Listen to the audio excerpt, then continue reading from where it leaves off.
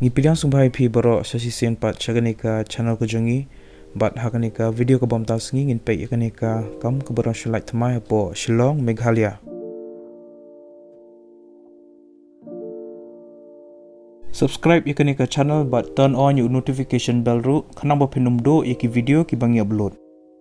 Sa follow lang ru yangi hapo ke Instagram. Kane kadai ke Instagram account kejongi. Ya kini ke post la pelaj daka Northeast Network lanika NEN mentau benai arajar arpoi. Kekerteng jangan ni ke post kedai program associate. Kelas date lanika tarik ke bakado bapilak ban sobe jiki application ki jongpi kedai hu arpsau tarik benai November arajar arpoi. Ya kini ke post program associate ke balai kuwai ka location lanika jaka jangan ni ke post kedai ha Shillong Meghalaya. Bat ka educational qualification kalong kumni. Hiaban pendap ia ka master's degree jongpi haka social work with any specialization women studies lenika gender studies.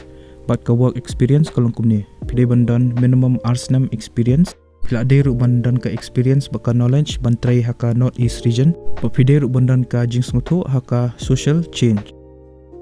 Candidates ki balong eligible baki bakwa ban apply ke ni ke post pihak ban submit ya ka up to date CV ke jongpi bat pidai ru bandan artli ki references bat ka covering letter bat pidai ru ban explain pha kumno bat belai pia ha ban trai ya ke ni ke kam pihak ban pha ya kini ki EKA syaka ni ke email address admin.shillong@northeastnetwork.org haka subject portion jong ke email jongpi pihak ban tho ya kini ki contain application to the position of program associate NEN Meghalaya ya ke ni ke post ki prefer bat ki encourage pha bakin apply ki kentai ka official notification lenika notice ke belak pelai hi dekenika NEN ngala ai po description jong ke video te pilak ban download ya ka bat pilak ban pule la dapat ka ban tip susu sepang ki wiki details.